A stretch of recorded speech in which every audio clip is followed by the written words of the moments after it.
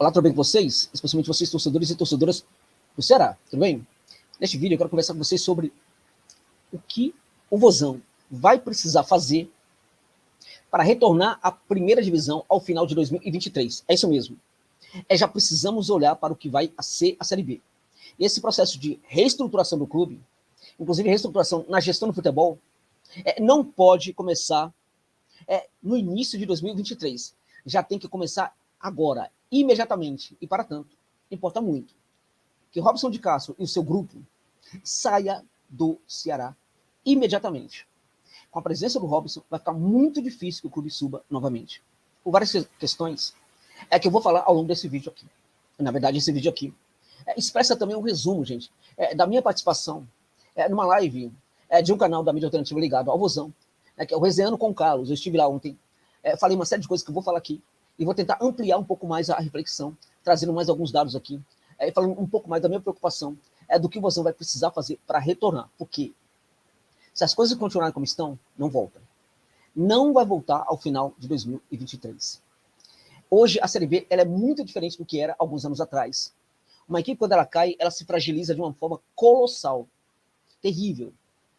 E quando ela sobe, inclusive, ela sobe tão machucada, gente, que ela pode perfeitamente, ela volta, ela sobe já configurada para viver, né, um debate casando do rebaixamento, né, durante toda a temporada, inclusive correndo o risco de voltar novamente para a Série B.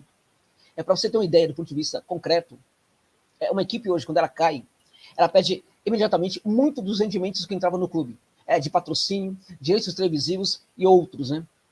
Uma equipe hoje, premiação e tudo mais, quando ela sobe para a primeira divisão, né, ela, infelizmente, imediatamente ela não ganha os recursos que uma equipe da Série A ganha. Para você, os direitos de televisão e outros direitos também começam a entrar no clube a partir do meio do ano. Direitos de televisão, por exemplo, a partir de julho ou agosto. Ou seja, a equipe vai ficar durante todo o primeiro turno do campeonato sofrendo sem recursos, tendo mais ou menos uma equipe da Série B disputando a Série A. E isto é só para nós termos uma ideia de como as coisas podem ser complicadas para o Vozão, mesmo quando o Vozão voltar ao final de 2023. Mas para voltar, vai precisar realmente fazer muitas mudanças no clube, gente, mas muitas mesmo. Né? E a reformulação do elenco vai ter que acontecer. Muitos jogadores, já sabemos, vão sair. Né? Jogadores que têm contrato sairão. Jogadores que não têm contrato também sairão. E até mesmo alguns jogadores que muitos pensam, imaginam que esse aqui vai ficar, esse aqui também fica, tal, talvez também vai ter que sair do Vozão. Por quê? Porque ganham muito, gente. Os salários são muito altos para jogadores, né? Para esses jogadores, e eles não podem ganhar esses rendimentos na Série B. Né? Então, e também não é muito fácil reduzir os salários desses jogadores. Não tem como, tem direitos aí que precisam ser respeitados. Ou seja, o elenco vai ser reformulado profundamente. E aí vem uma questão. Quais são os jogadores que vão chegar? Né? Por quê? Porque o Ceará, infelizmente, vai ter que se desfazer de muitos jogadores aí, né? Sem poder, por exemplo, o Ceará não tem o que fazer, não pode ficar com esses jogadores. De tal sorte que, se chegar a proposta, vai ter que se desfazer. Não adianta ficar fazendo leilão, não adianta, porque se não se desfazer de alguns jogadores, pode levar um problema para a Série B. Não somente um problema em termos do que ganha esse jogador, mas também um problema do ponto de vista de que talvez esse jogador que tem um perfil de Série A não seja um jogador para ter perfil de Série B. Então a reformulação vai ter que ser necessária. E, portanto, muitos jogadores precisaram chegar. E aí tem que ter gestão para saber quais jogadores vão ter que chegar. Para tanto, é necessária a constituição ou ampliação de uma equipe de scout e análise de mercado aí, com muitos bons profissionais, para encontrar jogadores diferenciados aí, gente, na Série C, no interior do Nordeste, mesmo em Série D, e também em outros mercados da América do Sul. Inclusive em segunda divisão de Argentina, de times menores aí do Equador, e assim por diante. Sem esse trabalho, vai ficar muito difícil. Dá para buscar esses jogadores, sobretudo estrangeiro, com preços muito baratos, né, muito bons aí, com custo-benefício também bastante vantajoso. Para tanto, é necessário que profissionais encontrem esses jogadores. E para que isso aconteça, é necessário que uma equipe seja formada com muitos bons profissionais para encontrar esses profissionais aí do futebol espalhados pela América do Sul. Né? Agora, isso não é tudo, gente. Além disso, tem também a questão do orçamento. Também a questão da folha salarial. Este é um ponto muito... É uma das grandes tragédias da Série B. De uma equipe que cai para a Série B, é justamente a folha salarial, gente. Né? Porque o que ensina a Série B?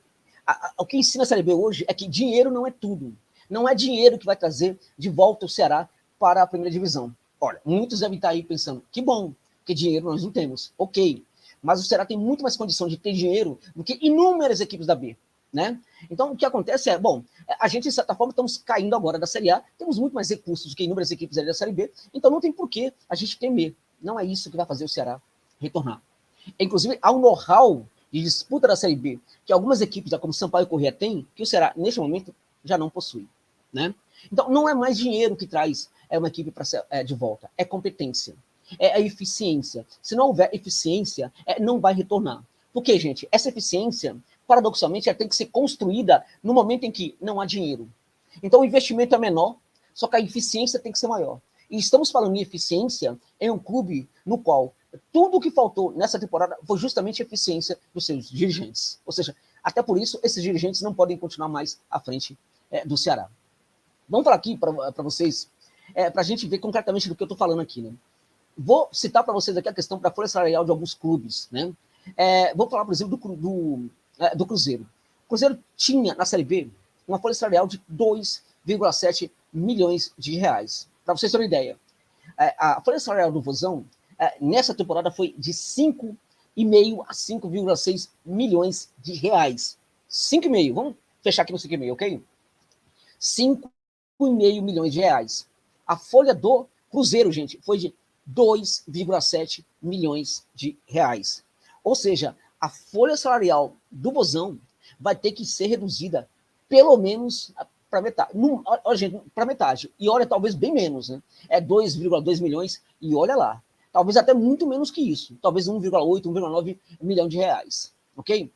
Então, como é que eu vou reduzir a folha salarial e minha equipe vai subir? Para reduzir folha salarial, né, vai ter que ter eficiência e competência para formar uma boa equipe, uma grande equipe na Série B, né, pagando menos para essa equipe. Algo que é um pouco paradoxal para a mentalidade de alguns dirigentes aí. Para você ter uma ideia, o Cruzeiro teve uma folha salarial de 2,7 milhões, né, em 2022. Em 2021, essa folha foi de 4. Em 2020, foi de 5 milhões. Ou seja, tivemos duas reduções. Uma redução de 2020 para 2021, de 5 para 4, e outra redução de 4 para 2,7 de 2021 para 2022. O que aconteceu aí no caso? O que aconteceu é que na primeira temporada da B, o Cruzeiro gastou muito, mas não teve eficiência, não subiu. Na segunda temporada, entendeu que precisava reduzir. Reduziu, mas não subiu porque não teve a competência e a eficiência necessária. E aí reduziu de novo para 2,7 milhões, agora para 2022. Subiu por quê? Porque a SAF entregou competência para o Cruzeiro. Sem competência, sem eficiência, o Cruzeiro não subiria. Agora, por que teve essas reduções aí, ano após ano? Teve redução por quê?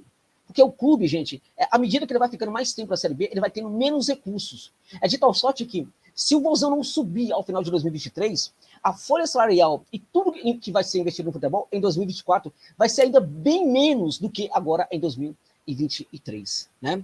Para você ter uma ideia, o Vasco da Gama teve uma folha salarial nessa temporada de 3,5 milhões, né?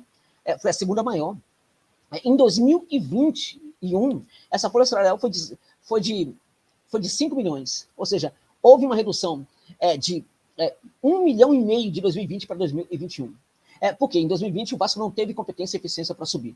Em 2022 também não teve. E só subiu porque, na verdade, ali no frigir dos ovos, né, digamos assim, né?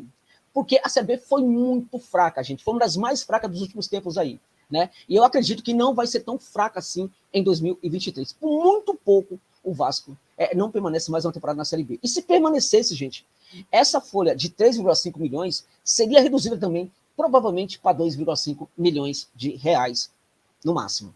O Bahia teve uma folha de 1,9 milhão, né? Agora, para você ter uma ideia, o Grêmio teve uma folha de 10,5 milhões, porque o Grêmio traz uma série de recursos da organização de clube que o Grêmio representava no futebol brasileiro antes de cair. Então o Grêmio tinha uma poupança aí que gastou e gastou severamente. Se ficasse mais uma temporada agora na B, a próxima folha salarial de 2023 do Grêmio iria ficar em torno ali de 5 milhões, no máximo 4,5 milhões. Ou seja, ia ter uma redução drástica também. Porque ano após ano o clube tem menos dinheiro para gastar na Série B, né? Então o que acontece? Ao mesmo tempo que o Cruzeiro reduziu a folha salarial, o Cruzeiro conseguiu implementar competência nessa temporada, e por isso que subiu. Para vocês terem uma ideia, uma equipe que quase sobe, gente, por muito pouco. Não vem para a Série A. No lugar do Vasco era o Ituano. O Ituano gastou 700 mil reais de folha salarial nessa temporada. O Sampaio Corrêa, que é uma espécie de time muito organizado no Nordeste aí, foi 550 mil, gente. 550 mil. E uma outra equipe que fez uma boa campanha, o Londrina, teve a menor folha salarial de 500 mil reais. Ou seja, não é dinheiro que faz uma equipe subir, é competência, é eficiência. Então, para que isso aconteça, vai ter que ser montada aí uma equipe de scout para buscar esses profissionais ao longo da América do Sul, também no Brasil. É necessário também ter um gerente de futebol que proteja, inclusive, o trabalho da base. É necessário que venha uma comissão técnica, a meu ver, estrangeira, né, que saiba trabalhar também, valorizar a base, mas, para tanto, é necessário um gerente de futebol atrelado mentalmente, em termos de ideias, com esse pessoal, com essa comissão técnica estrangeira, para que haja uma proteção da garotada da base, porque a base pode ser uma saída para o Ceará, como foi para o Cruzeiro em 2022. Agora, essa mesma base, ela não ajudou o Cruzeiro em 2020, ela não ajudou o Cruzeiro em 2021. Longe disso, alguns bons jogadores do Cruzeiro, da base do Cruzeiro, algumas boas promessas foram completamente queimadas. Ou seja, esse trabalho de base, da base, precisa ser muito bem feito. Essa promoção precisa ser feita à excelência. E, para tanto, é necessário ter um gerente de futebol muito bom, né, que esteja junto com a comissão técnica, que também valorize o trabalho dos jogadores da base. Ou seja, para que isso aconteça, esse gerente precisa ter autonomia para proteger o vestiário e também o trabalho da base quando for necessário. E, para tanto, não pode ser o Robson como presidente. Porque o Robson não é um cara, por exemplo, que gera autonomia para os profissionais do clube. O Robson é um cara que atropela processos. Então, ele não vai, por exemplo, permitir, por exemplo, que tenha um gerente com poder para fazer esse trabalho aí de proteção da base, assim como também é necessário ter um head scout, gente, para proteger o trabalho desse pessoal da análise de desempenho e recrutamento de mercado.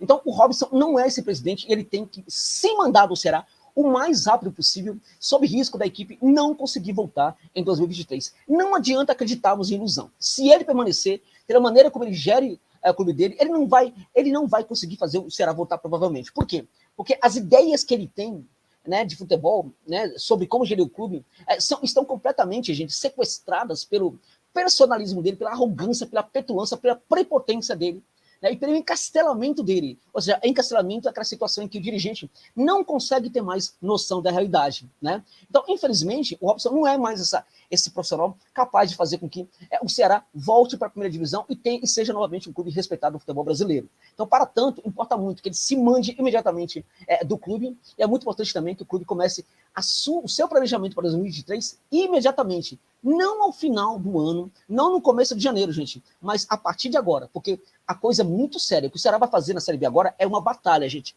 Vai travar uma batalha muito dura pelo acesso. Muito dura mesmo. E se for para essa batalha com esses comandantes, infelizmente, não vai subir. Não vai. Porque, volto a dizer, não é dinheiro, é eficiência. Para você subir hoje da B, precisa ter muita eficiência, muita competência. As ações de gestão precisam ser as melhores possíveis. E aí vem o problema, porque eu tenho que ter eficiência para montar o time, sem ter dinheiro, eu tenho que ter eficiência para proteger, para desenvolver a base, sem ter dinheiro, eu tenho que ter eficiência, por exemplo, para uma série de coisas. Eficiência foi tudo o que o Vozão não teve nessa temporada por parte dos seus comandantes. Daí a importância de que o Robson deixe o cargo, assim como também o seu grupinho, né? Deixe o cargo imediatamente para que o Ceará não corra risco de ficar por muito mais tempo na Série B do futebol brasileiro. Tá bom, meus amigos? Gostou? Deixa os comentários aí.